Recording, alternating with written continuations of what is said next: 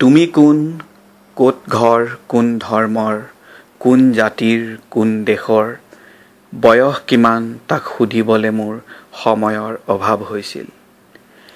এক নতুনত্ব আৱিষ্কাৰৰ তাৰণাত মই তোমাৰ কাষত উপস্থিত হৈছিলোঁ। এটি কৌতূহলী মনৰ হেঁপাহ আছিল সেয়া। দিন, বাৰ আৰু বৰ্ষ মোৰ মনত নাছিল।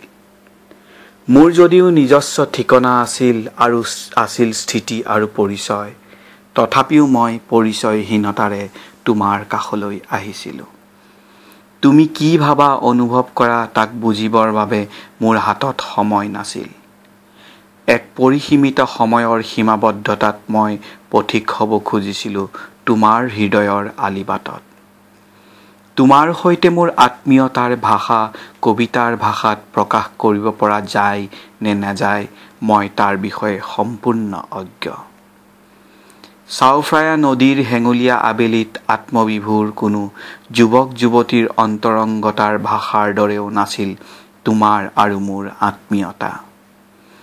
পাট্টায়াৰ সমুদ্ৰ তীৰত কোনোবা সুৰসীৰ হাতত ধৰি আপ্লুত হোৱা কোনো পৌৰৰ অনুভৱো নহয় মোৰ অনুভৱ। বেংককৰ ৰঙীন নিশাৰ উন্মাদনা নতুবা পদপথত যৌৱনৰ সহজ জোৱাৰ তোলা কোনো উদ্দাম অনুভৱো নহয় তোমাৰ আৰু মোৰ সম্পৰ্ক।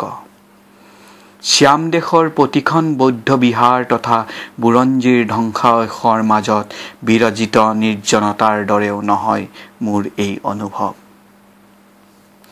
বহু বাধ্যবাধকতাৰ মাজত থাকি জীৱনটোক বুজিবলৈ অৱকাশ নোপোৱা কোনো অসহায় মনৰ অস্থিৰতাও নহয় মোৰ অনুভৱ। উপমা দিবলৈ ব্যৰ্থ হোৱা মোৰ এই প্ৰেমৰ সংজ্ঞা তুমি বুজা নে নুবুজা তাক উভতি চাবলৈ মই অৱকাশ পোৱা নাছিলোঁ। মই মাথো নিৰন্তৰে তোমাৰ অনুভৱে অনুভৱে সোমাই গৈছিলোঁ আৰু পাহৰি গৈছিলোঁ পৃথিৱী, আকাশ, জীৱনৰ অস্তিত্ব। সন্ধিয়াবোৰ আহিছিল আৰু গৈছিল। সাগৰত আজি আহিব নেকি চুনামি? মই ফুকেটৰ বালিত বিশ্ৰামৰত অগণন শৰীৰক সুধিবলৈ সময় পোৱা নাছিলোঁ।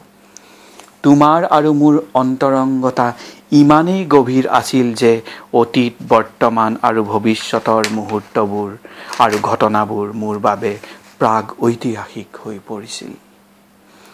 একাকীকত্ব জীৱনত ব্যতিক্ৰম অনাৰ তাৰণা নে আৱেগক আকৌ এবাৰ জোকাৰি জীৱনটোক আৰু ভাল পোৱাৰ প্ৰচেষ্টা নে কোনো স্বাৰ্থপৰ কবিৰ কবিতাৰ প্ৰেৰণাৰ উৎস বিচৰাৰ প্ৰয়াস নে কোনো ব্যৰ্থ প্ৰেমিকৰ সফল প্ৰেমিক সজাৰ প্ৰয়াস, তুমি যিয়েই নেভাবা কিয়, কিন্তু বিশ্লেষণ কৰিবলৈ মোৰ সময়ৰ অভাৱ আছিল।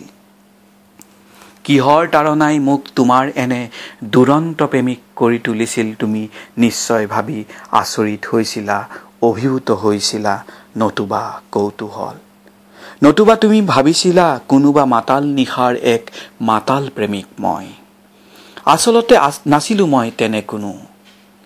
মই সম্পূৰ্ণ সুস্থ আৰু বিবেকবান আছিলোঁ তোমাৰ সান্নিধ্যত। মোৰ প্ৰেমৰ গভীৰতাক তুমি স্বাৰ্থপৰ দেখিছিলা নে বুৰ্জোৱা নে এক অশ্লীল দুৰন্ত প্ৰেমিক মই নাজানো।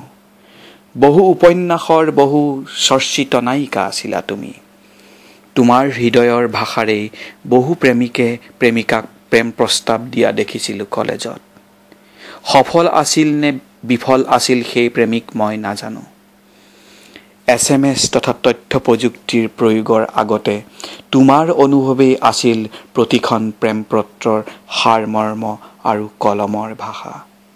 তোমাক মই ইমানেই ভাল পাইছিলোঁ যে তাক বুজাবৰ বাবে অভাৱ ঘটিছিল মোৰ শব্দৰ অভিধান। প্ৰকাশ কৰিবলৈ ব্যৰ্থ হৈছিল বুকুৰ যন্ত্ৰণা। জীৱন সংসাৰ সকলো জানি বুজিও মই মোৰ বিবেকৰ জ্ঞাতসাৰে তোমাৰ পৃথিৱীত প্ৰৱেশ কৰিছিলোঁ। পৰিচয়হীনতাৰে মই তোমাৰ প্ৰেমত পৰিছিলোঁ এনেদৰে। ভূগোলত চিহ্নিত কোনো এক ৰাজনৈতিক ক্ষেত্ৰত সমাজ, ৰাজনীতি, ধৰ্ম, সংসাৰ সকলো বান্ধোনক অস্বীকাৰ কৰি এদিন এক নতুনত্বৰ সন্ধানত মই তোমাৰ সৈতে একাত্ম হৈছিলোঁ এনেদৰে। নিজৰ স্থিতি, পৰিচয় আৰু ঠিকনা থাকিও মই পৰিচয়হীনতাৰে তোমাৰ প্ৰেমত পৰিছিলোঁ।